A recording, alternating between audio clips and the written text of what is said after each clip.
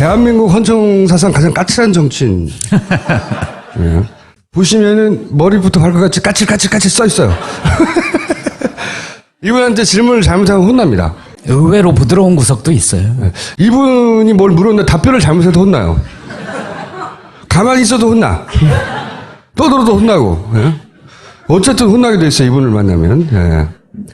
그래서 분명 우리 편이 맞는데 왠지 어둠의 세력 같은. 분명히 우리 편의 맏형인데 뭔가 어둠의 세력이 아닌가 이분은 무서워요. 기자들도 굉장히 무서워하는 분이고 인터뷰 하다가 기자들 혼나는 경우가 많이 있습니다. 질문이 마음에 안 들면 인터뷰 안 해! 이러고 나가시기도 하고. 네, 중간에 이분 기자분만 아니라 장관도 많이 혼났고요. 네, 많은 분들이 혼났습니다. 그래서 워낙 까칠해가지고 저희가 잘 모시기 힘들었는데 시국이 하도 엄중하잖아요. 네? 그래서 웬만한 분들은 대답할 수 없는 정국이 벌어지고 있단 말이죠. 근데 이분이 직접 선거를 때도 진 적이 없어요. 예. 저는 20대 초반에 이분을 처음 방송에서 봤는데, 그때 영상, 머리 많은 거 봐요. 고공청문회라고, 이때 30대 중반이셨던 걸로 제가 아는데, 그때 차분차분하게 하셨던 장면 한 가지만 보여드릴게요. 80년 9월부터 그 포고령 위반 학생들을 강제 징집을 많이 했죠. 이게 12대 국회에서도 문제가 됐었죠. 이른바 녹화 사업이라고요. 아, 예. 그래서 군에 들어온 학생들을 가지고 휴가를 내보내서 자기가 다니던 학교에 가서 동향을 파악해 오도록 명령을 내렸단 말이에요.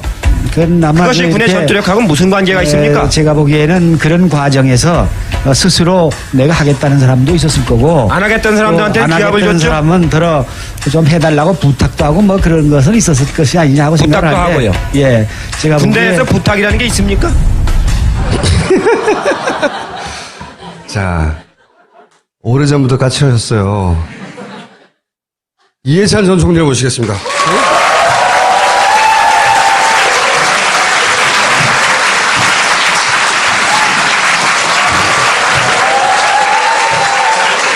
오늘 특별히 꽃이 나와 있는 건가요? 네. 까칠하셔가지고. 아, 중화시키는 꽃인가요? 네. 기억하시기로는 몇 살 때부터 까칠하셨어요? 까칠하지 않은데 왜 자꾸 까칠하다고 그래요? 아무도 믿지 않아요, 그거는. 예? 사모님이 오셨는 겁니다. 아니, 실제 사모님도 오셨어요. 네. 사모님한테 제가 같이 내려가서 보자. 예, 오늘 촛불 집회 나가려고 같이 조치원에서 올라왔어요. 아니, 제가 사모님한테 같이 내려가서 보자고 그랬더니, 그 양반 하는 건 난 안 봐요. 그러더니. 대통령은 안 하신 거죠, 그냥? 2007년도에 당내 경선에서 떨어졌어요. 아니, 그러니까, 보면은, 장관부터 총리, 국회의원은 막 수없이 하셨고, 근데 대통령은 안 하신 거예요? 대통령은 아무나 하는 게 아니에요, 이건. 그건 대통령으로서 타고난 팔자가 있어요. 팔자가 있어야지 아무나 할 수 있는 건 아니에요. 아, 하기를 하시려고 했구나. 분수를 알았죠. 제가 안 된다는 걸 알고서. 네. 자, 제가 모신 이유는 뭐냐면, 하기 어려운 이야기들이 있어요. 당내 누구도. 예를 들어서 이제 선거 이야기 중에 민주당 얘기부터 한번 해볼게요. 이제 민주당의 대선 이제 잠재 후보들이 다들 와가지고 총리님한테 캠프로 와달라고 막 처음에 부탁했다는데 그게 사실인가요? 예, 부탁은 다 받았죠. 받았는데 경선 때까지는 제가 중립을 지키고 네. 본선 때는 하여튼 죽을 힘을 다해서 뛰겠다고 그랬죠. 다 왔어요? 여기저기서? 4분. 아, 그럼 김부겸 의원만 안 왔군요. 김부겸 의원도 왔죠. 5분. 이 어둠의 세력을 적으로 돌리면 안 되기 때문에. 근데 다 거절하니까, 그럼 좋다. 우리한테 안 오는 건 좋은데, 딴 데는 제발 가지 마라. 그랬다면서요. 예. 자, 그러면 요즘 이렇게 핫해졌다가 잠시 주춤하는 안희정 도지사는 지금 뭘 잘하고 있고, 뭘 잘못하고 있는 겁니까? 안희정 지사가 아주 예의가 바르고, 말을 겸손하게 잘하고, 그래서 충청도 스타일로 아주 평이 좋습니다. 굉장히 좋고, 공부도 아주 많이 했고, 도지사 하면서 아주 좋은 성과도 많이 냈고, 근데 이제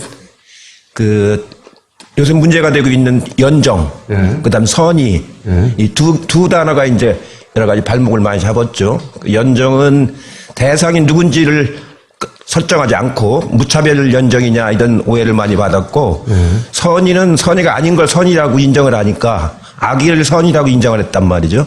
그 점이 말하자면 좀 의심을 받은 셈이죠. 그래가지고 지금 그 좀 막 성장을 하다가 좀 주춤하고 있죠.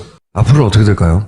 이제 경선이 이제 얼마 안 남았으니까 경선 가서 이제 승부가 나야 될 텐데 현재로 봐서는 쉽지는 않은 싸움 같아요, 보니까. 이재명 시장도 안희정 지사가 뜨기 한 달 전쯤에는 바로 그 자리에 있었어요. 그분은 뭘 잘했고 또 뭘 실수했나요?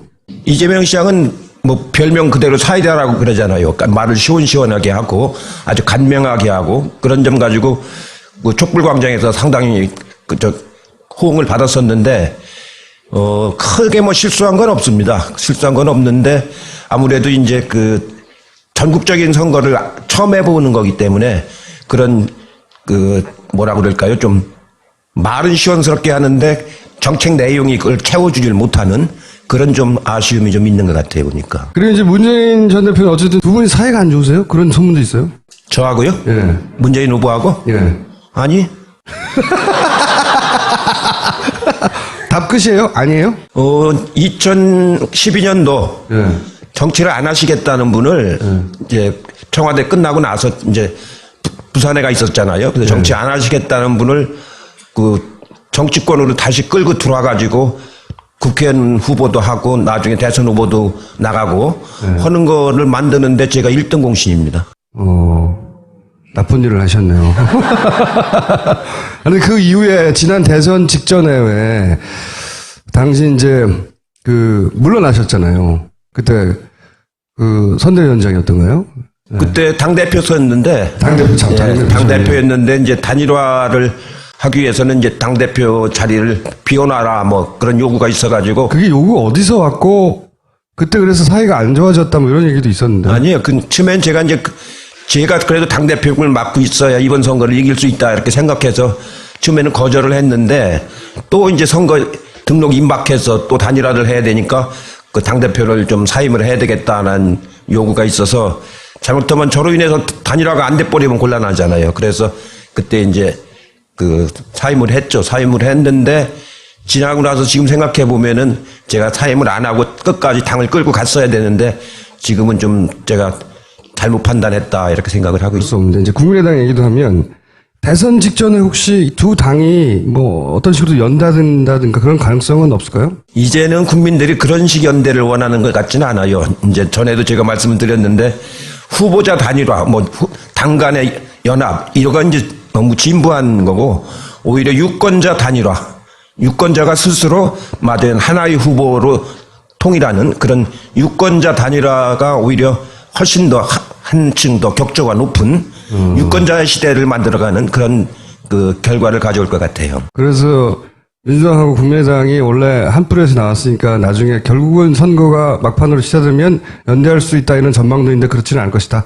지금으로 와서는 그런 걸 하는 걸 국민들이 원치 않는 것 같아요. 당당하게 스스로 당선이 되라. 그리고 나중에 국가를 끌어갈 때는 같이 해도 좋은데 선거 때까지 그런 말하자면은 인위적인 단일화 이런 거는 이제는 식상해진 것 같아요. 안철수 의원은 뭘 잘했고 뭘 잘못했나요? 그분은 제가 친하지 않아요. 잘 몰라요. 아니 친하진 않으신데 이제 오랜 내공으로 이렇게 살펴봤을 때 이런 건 잘하고 있고 이건 좀 아쉽네 이런 건 있을 수 있지 않습니까? 그분 책을 제가 한번 봤는데요. 지난번 대선 나왔을 때 책을 이렇게 보니까 정책이 그렇게 천착돼 있는 정책이 아니고 말하자면 신문으로 말하면 그 제목용으로 이렇게 돼 있는 이제 그런 정도인데 저도 이제 정치도 오래 하고 해보지만 정치라는 건 굉장히 복잡한 겁니다. 굉장히 복잡하고 막 살아있는 생물이라고 하잖아요. 수시로 막 변해가고 그래서 피상적으로 알아가지고서는 능동적으로 대처를 못하는 거거든요. 정치야말로 제가 해본 일 중에서 제일 어렵고 복잡한 게 정치입니다. 너무 단순하게 생각하시는 경향이 있지 않은가 싶어요. 그분이 예. 좋은 점도 하나 말씀해 주셔야죠 그래도. 좋은 점은 여러 가지 뭐 새로운 분야를 개척하는 그런 바이러스 그걸 개척해서 바이러스를 결정. 자, 그러면 국민의당에서는 누가 말해도 이제 박지원 원내 대표죠, 이제. 대표가 당을 분위기를 주도해 가잖아요. 그분은 어떤 분이고 이번 대선에서는 어떤 역할을 하게 될지 뭘 조심해야 됩니까? 글쎄요. 그 지금 국민의당이 호남인들한테 그렇게 많은 지지를 못 받고 있기 때문에 그런 개별 목소리로 하는 역할은 크게 작용을 못 하고 그 대선이라고 하는 국민들의 감동을 얻을 정도로 진정성을 가지고 해야 되거든요. 그 진정성이 없이 그냥 입으로 하는 것은 영향을 크게 못 주기 때문에 저는 뭐 그렇게 의미 있게 생각은 안 합니다. 아니 그래도 박지원 대표는 한때 친하셨잖아요. 그래서 아니 지금도 개인적으로 아주 친하죠. 개인적으로 아주 친하고 그런데 요즘에 와서 이제 최근에 촛불 집회 이후부터 그 탄핵 때 이렇게 말씀하시는 거라든가 하는 거 보면은 국민들한테 큰 신뢰를 받기 어려운 그런 측면이 좀 있습니다. 특히 문재인 대표를 무지 씹으시는 것 같은데 박지원 대표는 거의 매일매일. 매일 그거야 뭐 이제 문재인 대표가 지금 대선 주자로서 제일 앞서 나가고 있고 또 지난번 당대표 선거 때 박지원 대표가 아주 근소하게 졌지 않습니까? 예, 그런 거에 대한 좀 아쉬움도 있군요. 그러겠죠. 예. 뒤끝인가요? 뒤끝이라는 건 아니고 이 정치인은 뒤끝으로 하는 사람은 꼭 집니다. 그건 아니고 다만 이제 맞으면 지난번 굉장히 열심히 대표 선거를 했는데 근소하게 졌거든요. 그거에 대한 아쉬움은 굉장히 강한 것 같아요. 평소에 저한테 얘기하는 것도 보면은 그때 제가 문재인 대표를 이제 좀 지지를 했는데 그거에 대해서 저한테도 왜 그런 걸 했느냐고 막. 하지만 그건 뒤끝은 아니다. 자, 그러면 자유한국당 얘기를 또 해볼게요. 간단하게. 황교안은 어떻게 될까요? 이제 뭐 제가 보기에는 얼마 안 남았죠. 2달. 이제 한 2달 남은 셈이죠. 출마합니까? 출마하면 참 좋죠. 참 좋죠. 출마하면은 여권 스스로가 이제 뭐 이렇게 분열이 되는 거기 때문에 하면 우리로서는 선거가 훨씬 더 좋아질 텐데 제 생각으로는 한 국가의 총리를 맡았던 사람이 또 대통령의 권한을 대행한다는 사람이 그 뻔히 보는 상황에서 국가를 이렇게 또 대행을 맡기고 출마한다는 건 도리가 아니죠. 도리가 아니고 그거는 이명박 때는 4대강 사업으로 하청을 막 주더니 박근혜 대통령은 이제 국가 운영을 가지고 하청을 주고 또 하청을 주고 그러는 거 아닙니까? 예, 그거는 도리가 아닙니다. 예. 근데 그쪽에 계신 분들이 보통 도리, 상식 이런 걸 좀 뛰어넘는 분들이잖아요. 그러다가 이렇게 된 거죠, 지금. 홍준표 요새 그 경남도지사에 대해 주목을 많이 하는데 그분의 가능성은 어떻게 보세요? 글쎄요, 홍준표 지사는 그전부터 제가 잘 아는 사람인데 전투력이 있잖아요. 전투력보다는 막말이죠, 막말인데. 막말 전투력, 예. 근데 그런 분이 국가를 맡으면 안 되죠. 된다, 안 된다, 당이 말고, 보수 진영에서 이렇게 후보로 급성장할 수도 있지 않습니까? 워낙 무주공산이라. 우리나라 보수가 그렇게 수준이 낮지는 않거든요. 예. 이 보수 진영 사람들이 그 아주 일부 아주 수구적인 사람들 빼놓고 나머지 사람들은 상당히 높은 수준에 있습니다. 다만 성향이 이제 말하자면은 그 달라서 그렇지 그분들 이렇게 수준이 낮고 그런 사람들은 아니거든요. 친박 일부만 그 의원할 적에 보면은 의원들이 300명 있지 않습니까? 서로 말은 안 해도 다 내심으로는 평가를 해요. 저기는 어느 정도까지 갈 사람, 저기는 어디까지 갈 사람 이렇게. 그런데 홍준표 도지사는 어디 정도까지 갈 사람으로 평가됐었나요? 아마 이 다음 선거에서는 쉽지 않을 거요. 거기서 당선된다는 거예요. 그러면 최근에 이제 이 친박 집회 나와가지고 갑자기 목소리를 높이는 김문수 도지사의 가능성은 있을까요? 거기는 제 친구인데요. 네, 대학교 때부터 친구인데 요새는 아마 저희 친구 중에서 그렇게 뭐라 할까요? 망가졌다고 그럴까요? 네, 그런 사람은 없어요. 우리는 70년대에 굉장히 학생운동하면서 박정희 밑에서 힘들게 싸워왔기 때문에 그 뭐랄까 일종의 자부심도 있고 자존심도 있고 그래서 그런 거에 대한 만약 자기의 그 어떤 역사적인 행위 이런 거에 대해서 굉장히 뭐라 그럴까 자부심을 가지고 살아왔거든요. 그런 점에서 김문수 전 경기지사죠. 좀 안타깝죠. 저하고 아주 친한 친구입니다. 하지만 많이 망가졌다. 네. 회복이 안 될 것 같죠. 이미 도를 지났죠, 이제도. 이번에도 처음에는 탄핵을 해야 된다고 그렇게 강하게 주장했잖아요. 네, 그렇죠. 그러다가 요새는 반대 집회에 와서 막 또 거꾸로 주장을 하지 않습니까? 네. 왜 그럴까요? 예, 그게 이제 뭐랄까요? 정신줄을 놓으면 그렇게 되죠.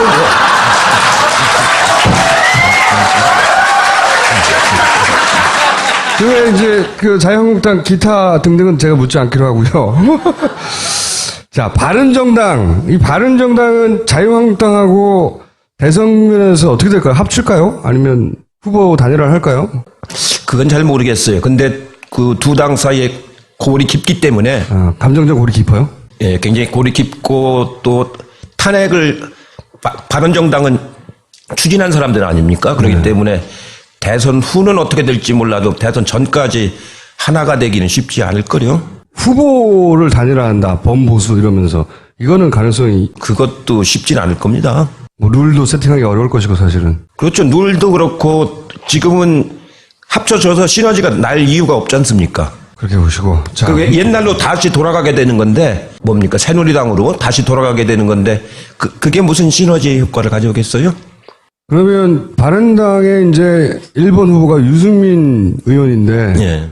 그분은 왜 못 뜰까요? 생각만큼 뜰 거라고들 진보 진영에서는 아주 무서운 후보가 될 거라고 생각했었었는데 그분은 저도 이제 같이 상임위도 같이 해보고 의원 생활 같이 오래 했는데 온건한 보수입니다. 합리적이고 온건한 보수인데 지금 이 탄핵 국면에서는 그 정도 갖고는 어려울 거예요. 왜냐하면 지금 우리나라 국민들의 80%, 85%가 정권을 교체하자는 아주 절절한 소망을 갖고 있지 않습니까? 그런 한 85%가 탄핵을 해야 되고 절절하게 정권을 교체해야 된다고 그러는데 유승민 후보 쪽으로 마음을 줄 사람이 얼마나 있겠습니까? 그거는 그분 개인의 문제가 아니고 현재의 국민들 정서 그것 때문에 뜨기는 어렵다고 봐야죠. 지명도도 아주 낮고 인지도도 최근에 와서 뭐 여론조사에 조금 뜨는 거지 그분이 한 무슨 성과라든가 업적이라든가 이런 건 하나도 모르잖아요. 딱 하나 있죠. 원내대표 잘린 거.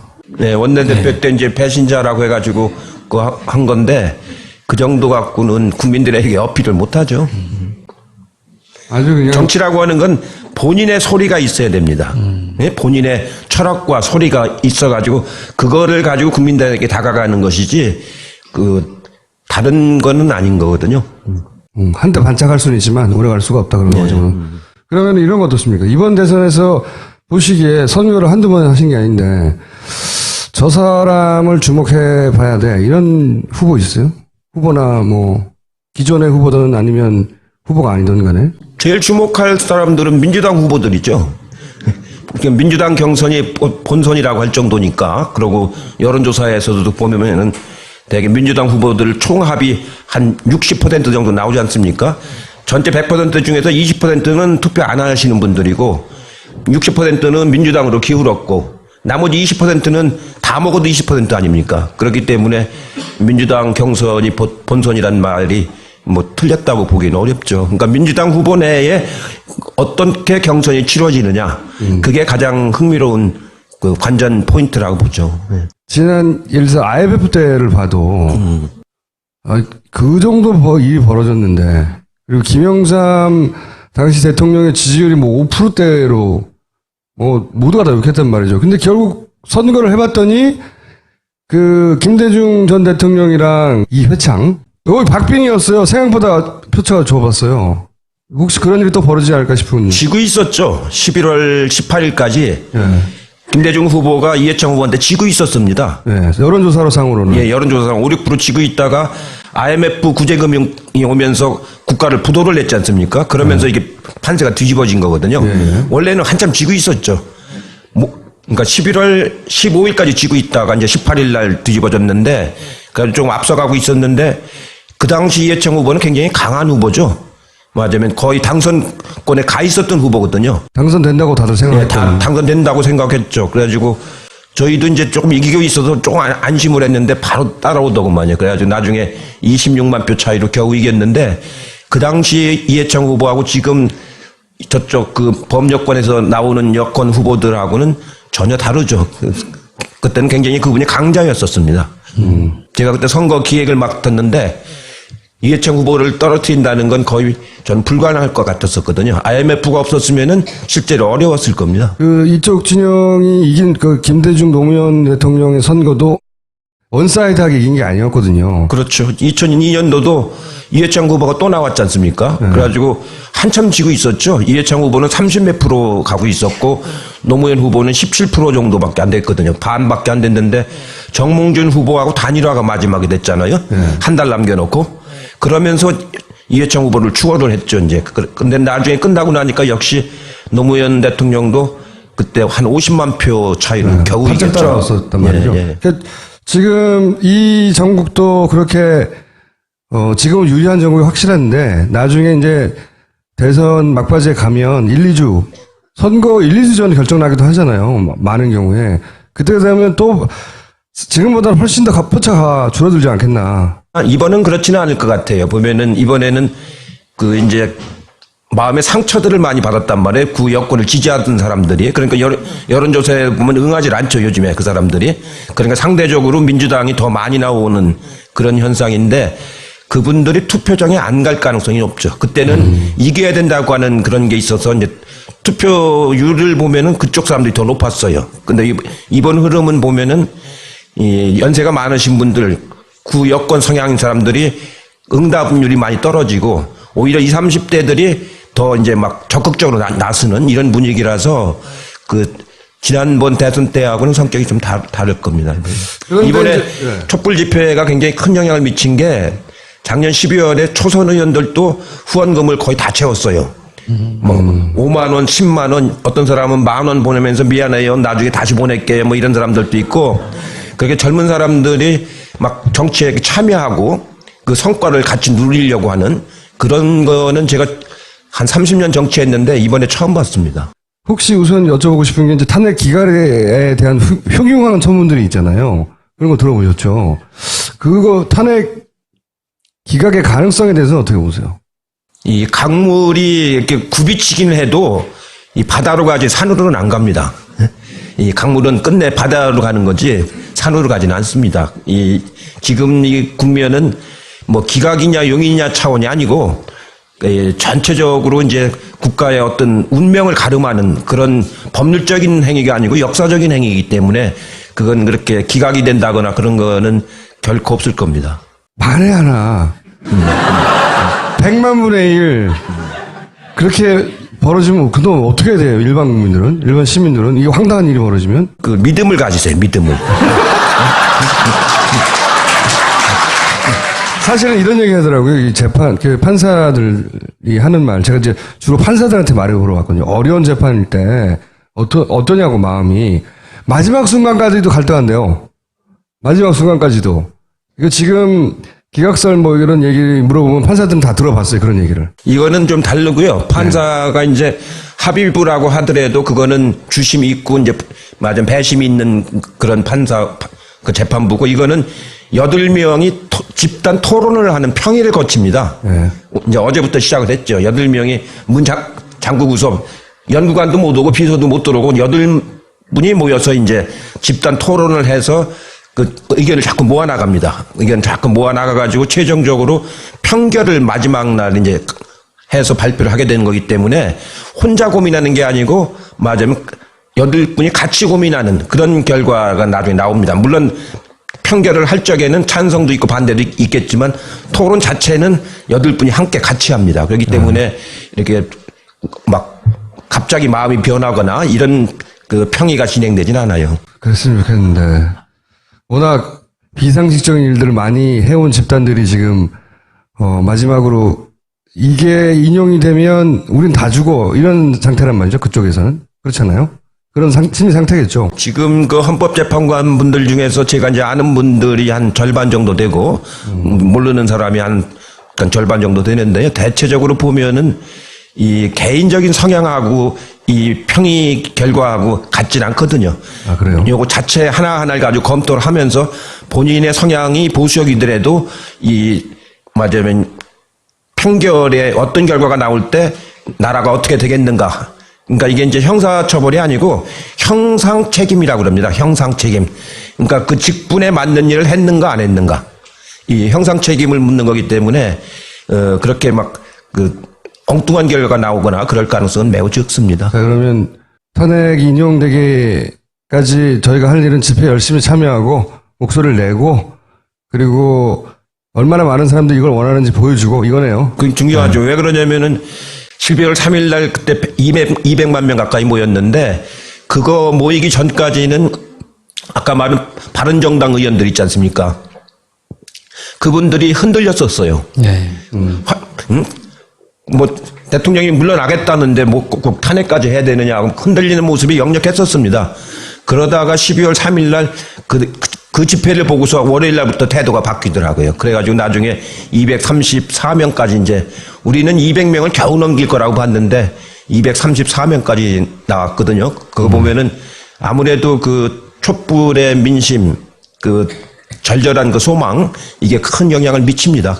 만약에 한 100만 분이라도 탄핵 기각되면 매일 나오세요. 이제 앞으로 저희 방송에. 책임지고. 자, 특검법 연장, 이게 직권상정을 이제 정세균 의장이 원칙에 어긋난다고. 그분이 또 신사잖아요. 그러다 보니 그 직전에 정의화 의장도 사실 안 한다고 하다가 했어요. 그것도 여쭤볼게요.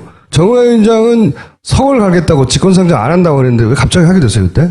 글쎄, 정 의장이 그때 자기 절대로 그 직권상정은 없다. 그 성을 바꾸더라도 자기는 안 하겠다. 근데 그렇게 하길래 상당히 결연한 의지를 가지고 있구나 했는데 그때 그 국정원장이 국회로 와가지고 한 30분간 그 정 의장 방에서 만났어요. 만나고 나서 국정원장 돌아간 뒤에 한 20분 후에 테러방지법은 지금 국가가 비상사태이기 때문에 상정한다고 태도를 이렇게 바꿨거든요. 국정원장.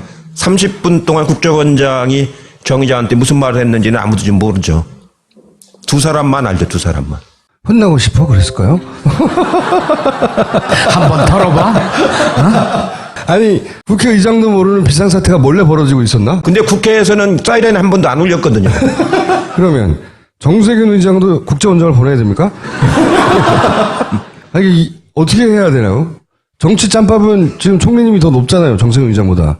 예, 지금 이제 그 대통령이 지금 유고 아닙니까? 대통령이 그 업무가 정지되기 때문에 사실은 지난번 테러방지법 통과할 그때보다는 지금이 더 맞으면 그 뭐랄까 비상사태라고 봐야 되겠죠. 정도의 차이인데 그것도 중요하지만 그 특검이 이제 중간에 중단됨으로써 말하자면 제대로 밝힐 걸 못 밝힌 대목들이 많지 않습니까? 우선 대통령 면담 조사를 한 번도 못했고 청와대 수색도 한 번도 못했고 이런 것들이 가장 중요한 부분을 못하고 지금 특검이 이제 70일이 끝났기 때문에 이걸 중단시킨다는 건 말하자면 그 아주 있을 수 없는 직권남용에 가까운 그런 거라고 봐야죠. 더군다나 그 사유 중에서 보면은 특검이 살아있으면은 대통령 선거에 영향을 준다. 그냥 30일 동안 살아있는 거 아닙니까? 특검이 추가로 더 한다면. 그러면 대통령이 지금 탄핵된다는 전제하에 얘기를 하고 있는 거 아니에요. 대통령이 탄핵된다는 얘기는 국정농단을 했기 때문에 더더구나 철저하게 수사를 해야 될 거 아닙니까? 그걸 막겠다는 얘기이거든요. 그런 국무총리실에 어떻게 그런 논리를 만들었는지 제가 있을 때는 그런지 않았거든요. 그건 논리가 아니잖아요. 말이 안 되는 소리 아니에요. 네, 앞뒤가 안 맞죠. 일단 총리님이 국회의장이다. 그러면 직권상정 하시겠어요? 네, 저는 합니다. 네. 이거는 역사를 바로잡는 일이기 때문에 무슨 그 자그만 그 국회법의 문제가 아니고 역사를 바로잡는 정의를 세우는 일이기 때문에 그건 정치적인 책임을 져야 되는 일입니다.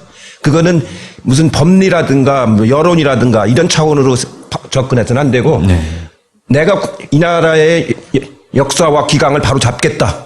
이렇게 해야 되는 거죠. 지난번에 추미애 대표가 이 자리에 오셔가지고 정세균 의장께서 직권상정 하시지 않겠습니까? 이러고 믿으라고 하고 가셨거든요. 이 처음 보는 일인데 이 새누리당을 제외하고 자유한국당을 제외하고는 다 몰려가서 직권상정 하라고 당대표하고 원내대표 갔어요. 그래도 안 한단 말이죠, 이 양반이. 어떻게 하면 할까요? 그 이제 본인의 성향이 이제 그런데 좀 더 이제 국가의 지도자로서 책임감 있는 그런 마음을 가져야죠. 그 마음을 어떻게 대통령의 직무가 정지된 적이 언제 있습니까? 우리나라에서. 옛날 그 이승만 대통령 때 빼놓고는 그러니까 하야했지 않습니까? 그런 적이 그거보다 더 큰 국가적인 비상사태가 어디가 있어요? 응? 이건 어떻게 보면 테러방지법하고는 차원이 다른 비상사태에 국가의 기강을 잡는 일이기 때문에 그거는 국회의장께서 그런 책임 있는 자세로 태도를 바꾸셔야 이거 됩니다. 어떻게 바꾸냐고 제가. 아니 한 30분 가서 만나시면 안 돼요? 아니 우리 의원들도 가서 얘기도 하고 당 대표들도 가서 얘기도 하고 저도 개인적으로 또 이제 만나서 얘기를 좀 하려고 그래요. 그렇게 해서 아직 안 만나셨구나. 예. 아니 공식적인 지도부가 해야지 제가 뭐라고 좀 거기 나서서 그걸 하겠어요. 아니 이거 어둠의 세력 가가지고 우선 공식적인 지도부가 하고 그러고서 이제 그게 이제 여의치 않다 하면 또 이제 그 아, 정상정본 방법으로 안 되는구나. 이제 어쨌든 자유한국당은 의사 일정에 합의를 안 해줄 가능성이 높잖아요. 그러면 그러니까 직권상정이 필요한 거죠. 그렇죠. 거기서 의사일정 합의해주면 직권상정이 필요가 없죠. 왜냐하면 그 국무총리 탄핵은 대통령 탄핵하고 달라서 대통령은 과반수 이상이 발의를 하고 3분의 2 이상, 200명 이상이 찬성을 해야 이제 탄핵이 되는 건데 국무총리는 3분의 1 이상이, 그러니까 100명 이상이 발의를 하고 우리 당만으로도 발의는 할 수 있어요. 거기에 또 이제 과반수가 찬성하면 탄핵이 되는 거거든요. 네, 탄핵도 엮여 있죠. 그게 좀 이론이 있지 않나요? 대통령 권한대행이기 때문에 아니 헌재로 그게 가야 아니고 된다. 뭐. 권한대행이라는 직함은 없습니다. 지금 임의로 쓰고 있는 거예요. 헌법에 보면은 대통령과 국무총리와 국무위원만 있는 거지 직무대행이라는 건 없고 대통령이 권위될 시에는 국무총리가 대행한다. 대통령의 권한을 대행한다. 서술형으로 돼 있습니다. 명패에 보면 대통령 권한대행 이렇게 써서 명패를 이렇게 놨던데 그거는 불법입니다. 저거는. 그 양반은 시계도 만들었죠. 예, 시계도 그렇게 했는데 시계도 그렇게 했대요. 그거는 저도 권한대행을 여러 번 할 뻔했지 않습니까? 그 보면 헌법에 직함이 없어요, 없어.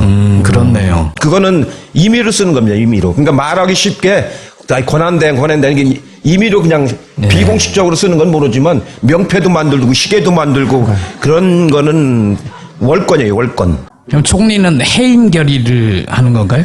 총리 탄핵. 총리도 탄핵. 해임은 건이 아니고 네. 탄핵은 이제 2분의 1로 해서 국회에서 이번에 박근혜 대통령처럼 탄핵이 되면은 그게 헌재로 넘어가죠. 네. 근데 이제 거기에 대해서 이런 얘기도 하잖아요.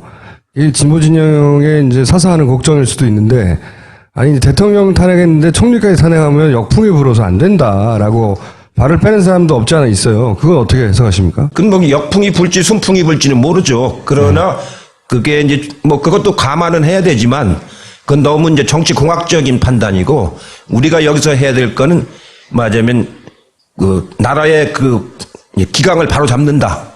특히 이제 말하자면 이 대통령 탄핵을 둘러싼 여러 가지 그 기강을 바로 잡는다라는 그 원칙이 더 중요한 거지. 바람이야 뭐 이리 갔다 저리 갔다 뭐 봄바람도 있고 뭐 가을바람도 있고 그런 거죠.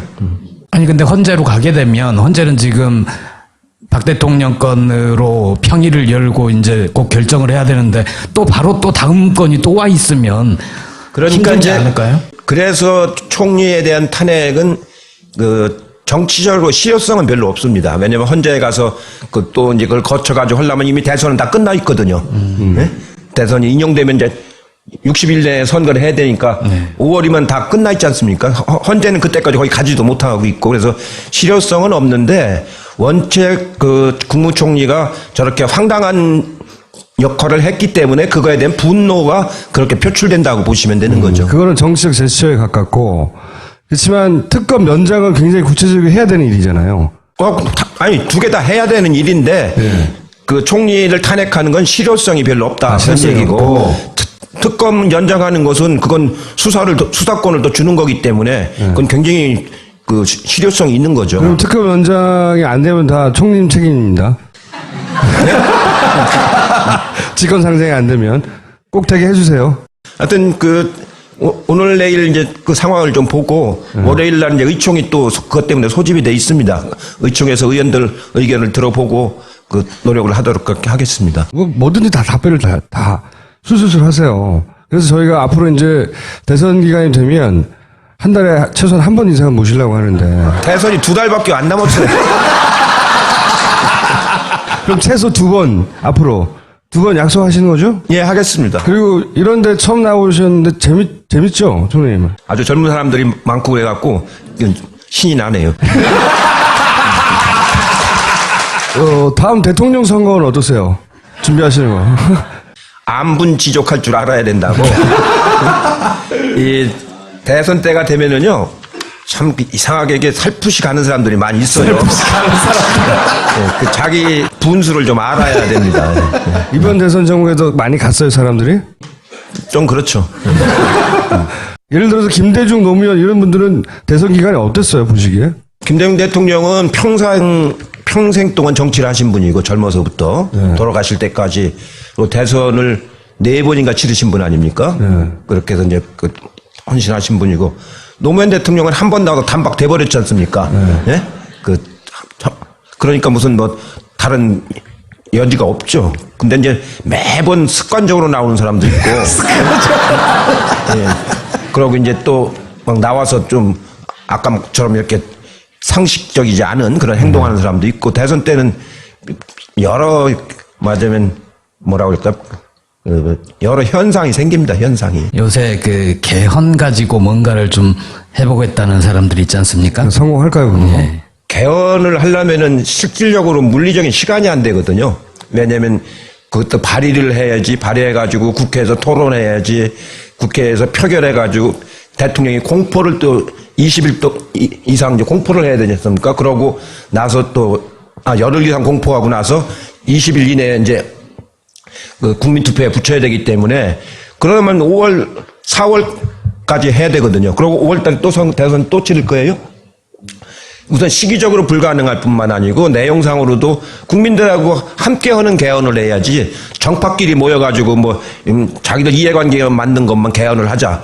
그래가지고 국민들한테 무슨 도움이 되겠습니까? 그거는 대선 끝내놓고 내년 지방선거 때 개헌할 요량으로 충분히 토의를 해가지고 차분하게 국민들과 함께 토의해서 개헌안 내용을 잘 만들면 되는 거거든요. 지금 개헌안은 80년도 전두환이 때 만든 헌법입니다. 그분들은 근데 왜 그러는 거죠? 안 되는 거 알면서? 그러니까 제가 대선 때는 여러 가지 현상이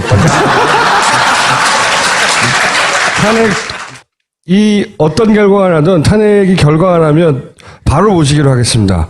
그때 오실 거죠? 예, 하겠습니다. 자, 감사합니다. 막말 전투력, 예. 근데 그런 분이 국가를 맡으면 안 되죠. 된다, 안 된다, 당이 말고, 보수 진영에서 이렇게 후보로 급성장할 수도 있지 않습니까? 워낙 무주공산이라. 우리나라 보수가 그렇게 수준이 낮지는 않거든요. 예. 이 보수 진영 사람들이 그 아주 일부 아주 수구적인 사람들 빼놓고 나머지 사람들은 상당히 높은 수준에 있습니다. 다만 성향이 이제 말하자면은 달라서 그렇지 그분들 이렇게 수준이 낮고 그런 사람들은 아니거든요. 친박 일부만. 의원할 적에 보면은 의원들이 300명 있지 않습니까? 서로 말은 안 해도 다 내심으로는 평가를 해요. 저기는 어느 정도까지 갈 사람, 저기는 어디까지 갈 사람 이렇게.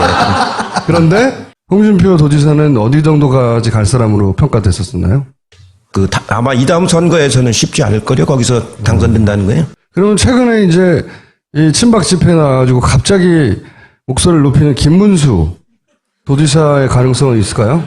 거기는 제 친구인데요. 네, 대학교 때부터 친구인데 요새는 아마 저희 친구 중에서 그렇게 뭐라 할까요? 망가졌다고 그럴까요? 네, 그런 사람은 없어요. 우리는 70년대 굉장히 학생운동하면서 박정희 밑에서 힘들게 싸워왔기 때문에 뭐랄까 일종의 자부심도 있고 자존심도 있고 그래서 그런 거에 대한 만약 자기의 어떤 역사적인 행위 이런 거에 대해서 굉장히 그 뭐라 그럴까 자부심을 가지고 살아왔거든요. 그런 점에서 김문수 그 전 경기지사죠. 좀 안타깝죠. 저하고 아주 친한 친구입니다. 하지만 많이 망가졌다. 네. 회복이 안 될 것 같죠. 이미 도를 지났죠, 이제도. 이번에도 처음에는 탄핵을 해야 된다고 그렇게 강하게 주장했잖아요. 네, 그렇죠. 그러다가 요새는 반대 집회에 와서 막 또 거꾸로 주장을 하지 않습니까? 네. 왜 그럴까요? 예, 그게 이제 뭐랄까요? 정신줄을 놓으면 그렇게 되죠.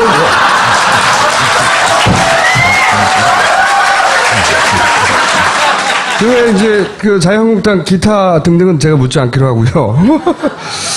자, 바른정당. 이 바른정당은 자유한국당하고 대선면에서 어떻게 될까요? 합칠까요? 아니면 후보 단일화를 할까요?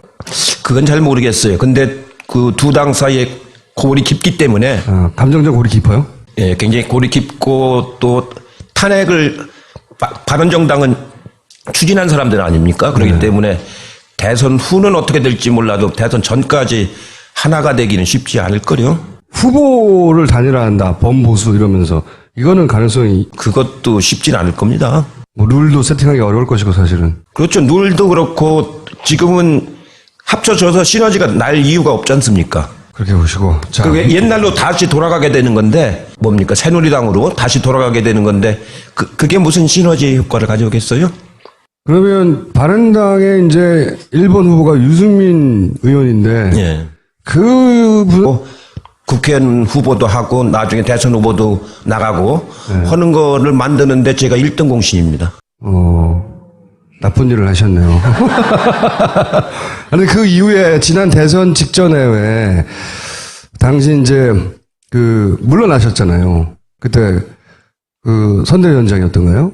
그때 당대표였는데 당대표였는데 이제 단일화를 하기 위해서는 이제 당대표 자리를 비워놔라 뭐 그런 요구가 있어가지고 그게 요구 어디서 왔고 그때 그래서 사이가 안 좋아졌다 뭐 이런 얘기도 있었는데. 아니요. 그 처음엔 제가 그래도 당대표를 맡고 있어야 이번 선거를 이길 수 있다 이렇게 생각해서 처음에는 거절을 했는데 또 이제 선거 등록 임박해서 또 단일화를 해야 되니까 그 당대표를 좀 사임을 해야 되겠다는 요구가 있어서 잘못하면 저로 인해서 단일화가 안 돼버리면 곤란하잖아요. 그래서 그때 이제 그 사임을 했죠. 사임을 했는데 지나고 나서 지금 생각해 보면은 제가 사임을 안 하고 끝까지 당을 끌고 갔어야 되는데 지금은 좀 제가 잘못 판단했다 이렇게 생각을 하고 그럴 수 있습니다. 없는데 이제 국민의당 얘기도 하면 대선 직전에 혹시 두 당이 뭐 어떤 식으로 연다든가 그런 가능성은 없을까요? 이제는 국민들이 그런 식 연대를 원하는 것 같지는 않아요. 이제 전에도 제가 말씀을 드렸는데 후보자 단일화, 뭐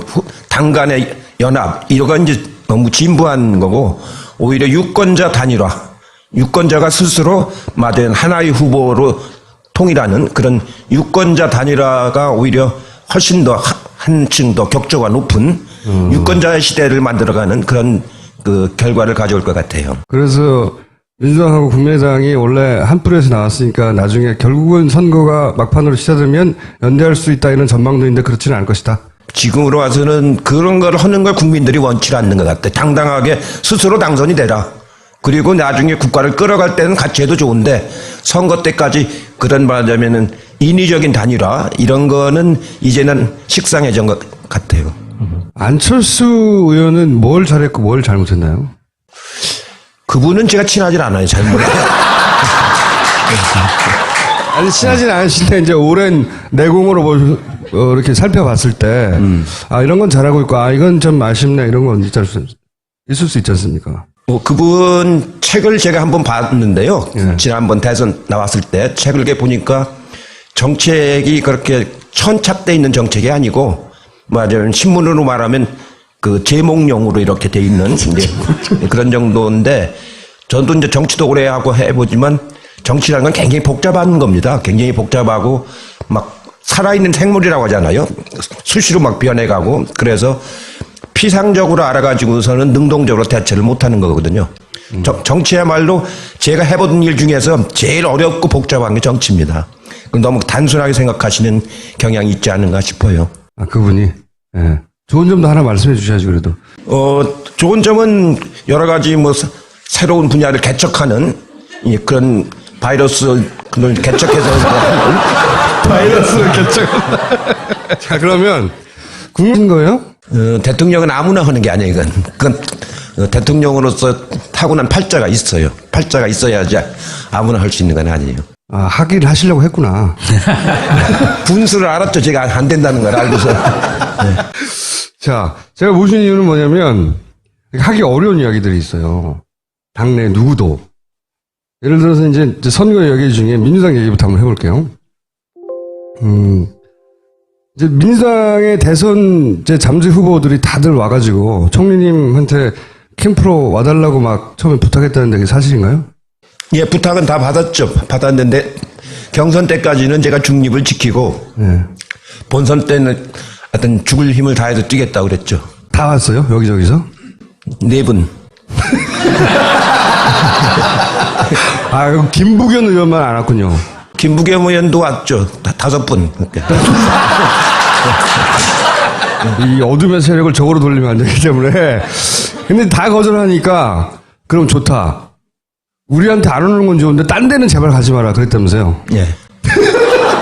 자, 그러면 요즘 이렇게 핫해졌다가 잠시 주춤하는 안희정 도지사는 지금 뭘 잘하고 있고, 뭘 잘못하고 있는 겁니까? 안희정 지사가 아주 예의가 바르고 말을 겸손하게 잘하고 그래서 충청도 스타일로 아주 평이 좋습니다. 굉장히 좋고 공부도 아주 많이 했고 도지사 하면서 아주 좋은 성과도 많이 냈고 근데 이제 그 요새 문제가 되고 있는 연정 그다음 선의 이 두 단어가 이제 여러 가지 발목을 많이 잡았죠. 그 연정은 대상이 누군지를 설정하지 않고 무차별 연정이냐 이런 오해를 많이 받았고 선의는 선의가 아닌 걸 선의라고 인정을 하니까 악의를 선의라고 인정을 했단 말이죠. 그 점이 말하자면 좀 의심을 받은 셈이죠. 그래가지고 지금 그 좀 막 성장을 하다가 좀 주춤하고 있죠. 앞으로는 어떻게 될까요? 이제 경선이 이제 얼마 안 남았으니까 경선 가서 이제 승부가 나야 될 텐데 현재로 봐서는 쉽지는 않은 싸움 같아요, 보니까. 이재명 시장도 안희정 지사가 뜨기 한 달 전쯤에는 바로 그 자리에 있었어요. 그분은 뭘 잘했고 또 뭘 실수했나요? 이재명 시장은 뭐 별명 그대로 사이다라고 그러잖아요. 그러니까 말을 시원시원하게 하고 아주 간명하게 하고 그런 점 가지고 그 촛불광장에서 상당히 호응을 받았었는데 크게 뭐 실수한 건 없습니다. 실수한 건 없는데 아무래도 이제 그 전국적인 선거를 처음 해보는 거기 때문에 그런 그 뭐라 그럴까요? 좀 말은 시원스럽게 하는데 정책 내용이 그걸 채워주질 못하는 그런 좀 아쉬움이 좀 있는 것 같아요, 보니까. 그리고 이제 문재인 전 대표는 어쨌든 두 분이 사이가 안 좋으세요? 그런 소문도 있어요? 저하고요? 예. 문재인 후보하고? 예. 아니. 답 끝이에요? 아니에요? 2012년도 예. 정치를 안 하시겠다는 분을 이제 청와대 끝나고 나서 이제 부산에 가 있었잖아요. 그래서 정치 안 하시겠다는 분을 그 정치권으로 다시 끌고 들어와가지고 국민의당에서는 누가 말해도 이제 박지원 원내 대표죠 이제 대표가 당을 분위기를 주도해 가잖아요. 그분은 어떤 분이고 이번 대선에서는 어떤 역할을 하게 될지 뭘 조심해야 됩니까? 글쎄요. 그 지금 국민의당이 호남인들한테 그렇게 많은 지지를 못 받고 있기 때문에 그런 개별 목소리로 하는 역할은 크게 작용을 못하고 그 대선이라고 하는 국민들의 감동을 얻을 정도로 진정성을 가지고 해야 되거든요. 그 진정성이 없이 그냥 입으로 하는 것은 영향을 크게 못 주기 때문에 저는 뭐 그렇게 의미 있게 생각은 안 합니다. 아니 그래도 박지원 대표는 한때 친하셨잖아요. 그래서 아니 지금도 개인적으로 아주 친하죠. 네. 개인적으로 아주 친하고 그런데 요즘에 와서 이제 최근에 촛불 집회 이후부터 그 탄핵 때 이렇게 말씀하시는 거라든가 하는 거 보면은 국민들한테 큰 신뢰를 받기 어려운 그런 측면이 좀 있습니다. 특히 문재인 대표를 무지 씹으시는 것 같은데 박지원 대표는 거의 매일매일. 네, 매일 그거야 뭐 이제 문재인 대표가 지금 대선 주자로서 제일 앞서 나가고 있고 또 지난번 당대표 선거 때 박지원 대표가 아주 근소하게 졌지 않습니까? 예, 그런 거에 대한 좀 아쉬움도 있고 이제 그러겠죠. 예. 뒤끝인가요? 뒤끝이라는 건 아니고 이 정치인은 뒤끝으로 하는 사람은 꼭 집니다. 그건 아니고 다만 이제 맞으면 지난번 굉장히 열심히 대표 선거를 했는데 근소하게 졌거든요. 그거에 대한 아쉬움은 굉장히 강한 것 같아요. 평소에 저한테 얘기하는 것도 보면은 그때 제가 문재인 대표를 이제 좀 지지를 했는데 그거에 대해서 저한테도 왜 그런 걸 했느냐고 막 하지만 그건 뒤끝은 아니다. 자, 그럼 자유한국당 얘기를 또 해볼게요. 간단하게. 황교안은 어떻게 될까요? 이제 뭐 제가 보기에는 얼마 안 남았죠. 2달. 이제 한 2달 남은 셈이죠. 예. 출마합니까? 출마하면 참 좋죠. 참 좋죠. 예, 출마하면은 여권 스스로가 이제 뭐 이렇게 분열이 되는 거기 때문에 하면 우리로서는 선거가 훨씬 더 좋아질 텐데 제 생각으로는 한 국가의 총리를 맡았던 사람이 또 대통령의 권한을 대행한다는 사람이 그 뻔히 보는 상황에서 국가를 이렇게 또 대행을 맡기고 출마한다는 건 도리가 아니죠. 도리가 아니고 그거는 이명박 때는 4대강 사업으로 하청을 막 주더니 박근혜 대통령은 이제 국가 운영을 가지고 하청을 주고 또 하청을 주고 그러는 거 아닙니까? 예, 그거는 도리가 아닙니다. 예. 근데 그쪽에 계신 분들이 보통 도리, 상식 이런 거를 좀 뛰어넘는 분들이잖아요. 그러다가 이렇게 된 거죠, 지금. 홍준표 요새 그 경남도지사에 대해 주목을 많이 하는데 그분의 가능성은 어떻게 보세요? 글쎄요, 홍준표 지사는 그 전부터 제가 잘 아는 사람인데 전투력이 있잖아요. 전투력보다는 막말이죠, 막말. 대한민국 헌정 사상 가장 까칠한 정치인. 예. 보시면은 머리부터 발끝까지 까칠까칠 써 있어요. 이분한테 질문을 잘못하면 혼납니다. 의외로 부드러운 구석도 있어요. 이분이 뭘 물었는데 답변을 잘못해도 혼나요. 가만히 있어도 혼나. 떠들어도 혼나고. 예? 어쨌든 혼나게 돼 있어요. 이분을 만나면. 예. 그래서 분명 우리 편이 맞는데 왠지 어둠의 세력 같은. 분명히 우리 편의 맏형인데 뭔가 어둠의 세력이 아닌가? 이분은 무서워요. 기자들도 굉장히 무서워하는 분이고 인터뷰 하다가 기자들 혼나는 경우가 많이 있습니다. 질문이 마음에 안 들면 인터뷰 안 해! 이러고 나가시기도 하고. 네, 중간에 이분 기자뿐만 아니라 장관도 많이 혼났고요. 네, 많은 분들이 혼났습니다. 그래서 워낙 까칠해가지고 저희가 잘 모시기 힘들었는데 지금 시국이 하도 엄중하잖아요. 네? 그래서 웬만한 분들은 대답할 수 없는 정국이 벌어지고 있단 말이죠. 근데 이분이 직접 선거를 때도 진 적이 없어요. 네. 저는 20대 초반에 이분을 처음 방송에서 봤는데 그때 영상 머리 많은 거 봐요. 고공청문회라고 이때 30대 중반이셨던 걸로 제가 아는데 그때 차분차분하게 하셨던 장면 한 가지만 보여드릴게요. 80년 9월부터 그 포고령 위반 학생들을 강제 징집을 많이 했죠. 이게 12대 국회에서도 문제가 됐었죠. 이른바 녹화 사업이라고요. 아, 예. 글쎄 군에 들어온 학생들을 가지고 휴가를 내보내서 자기가 다니던 학교에 가서 동향을 파악해 오도록 명령을 내렸단 말이에요.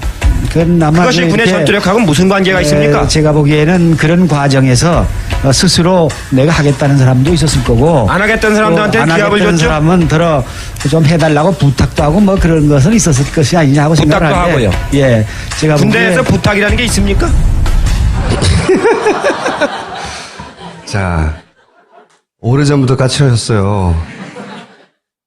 이해찬 전 총리를 모시겠습니다.